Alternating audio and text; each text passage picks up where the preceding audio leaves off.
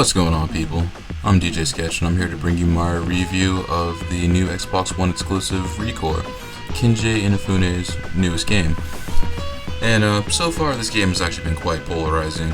And just for formality's sake, we'll just go ahead and get a few things out of the way. Kenji Inafune is the creator of Mega Man and Dead Rising, and this was a collaborative effort between him and the creator of Metroid Prime. So just hearing that part alone last year at 2015's E3, people got really excited, myself included, especially seeing the trailer that they provided at E3. It looked amazing. Fast forward a year to 2016 E3, we see some more footage. It looks about the same, but also it's still, it's hype worthy, And we get ready to see this, and the game is slated to release in September.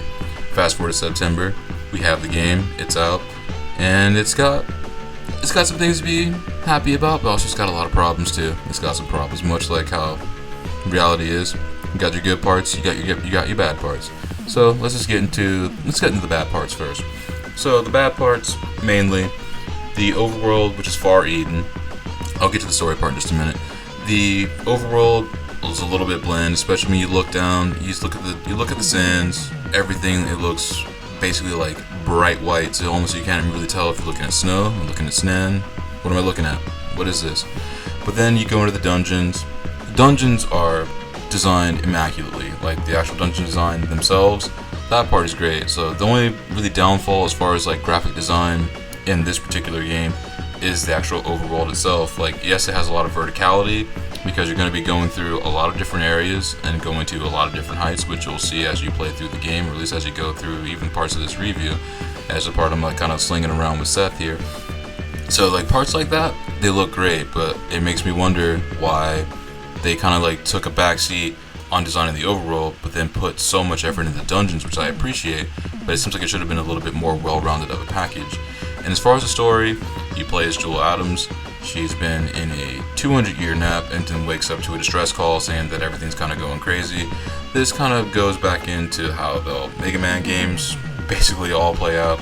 Robots go crazy. One person's made those robots, doesn't know what to do. They send you to go fix it all up. So basically, it's a Mega Man story to the T, except you have a different protagonist.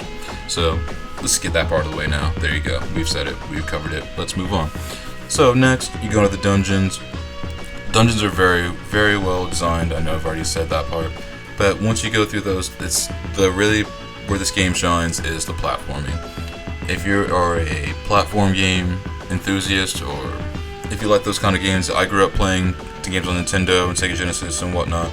So these are games that are like right up my alley. It's like I love the challenge, and it's kind of a breath of fresh air seeing a new kind of platforming game on the market.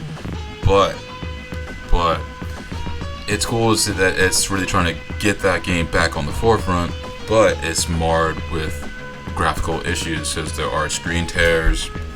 This build is still a bit glitchy, so there will be times where the game might freeze. You might get stuck in spots that you shouldn't be getting stuck, and there might be parts where at times where it is game breaking to where you won't be able to finish the game, which I have also seen in other reviews and also seen on other people's live streams. I haven't encountered these same issues, but they are there and they have yet to be patched, at least at the time at this review. So now let's get to the good parts. Your sidekicks and your characters are all really, really cool. Like, those parts are designed great, and also the enemies that you encounter, those parts look amazing. Like your sidekick dog Mac and your sidekick spider bot Seth, like I've gotten to play with those two so far.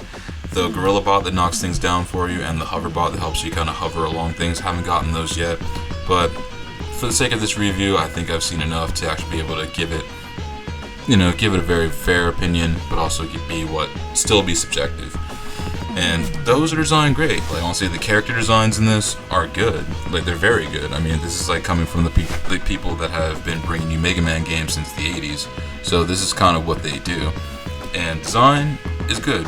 That part is very good. I definitely have nothing bad to say about that. But then you get to the actual gameplay elements itself, aside from the platforming aspects. The combat, this is where the Metroid Prime card comes in. Because in Metroid Prime, I played the first two, so I haven't played the last one, but there is an auto-aim mechanic. The auto-aim mechanic is basically what you do through the entire game. You hit left trigger, you hit the right, it locks on everything for you when you go left or right with the analog stick, and you just kind of go through, wipe things out. So that part gets repetitive after a little while, but what makes it a little less repetitive is the fact that you can kind of switch through colors to go through and deal different types of damage. You have your red, yellow, and blue, and your white that you start off with. So certain colors affect certain enemies certain ways. And you have, of course, that you have your core yanking ability, which is kind of like a little tug of war. If you ever played Sega Bass Fishing on Dreamcast, it's basically exactly that, except instead of having to use a stick peripheral or fishing lure peripheral, you have it just on the right stick. So that part is interesting. So this game really tries to do a lot of cool things that a lot of other games aren't exactly doing at the moment. But the things where they kind of fall flat, it's just the overall package that you have these great gameplay mechanics, but then you have this kind of blah overworld. You have these awesome dungeon parts and these awesome character designs, but then you have these really, really intense graphical issues, like where things stutter, frame rates really, really go from being awesome to complete garbage at a moment's notice. Like there's really no in between. It's either working great, or it's somewhere in the middle, or it's just completely crashing on you at points. And in trying to find a balance in this, like, I'm not gonna sit here and say that it's a terrible game, because it isn't. Like, I personally think it's not that bad, but I think this could have definitely stood to have a little bit more time in the pressurizer, maybe leave it in the crock pot, maybe 2-3 more months, you know what I'm saying? And it could have been really, really great, but they rushed it feels like, and it definitely kind of shows in the way that it plays and the way that it handles. But if I really had to give it a number, I give it 6.5, maybe 7 out of 10. It's not a great game, but at the same time it's got potential, and maybe if this sells enough, maybe we'll see a sequel and they can fix some things.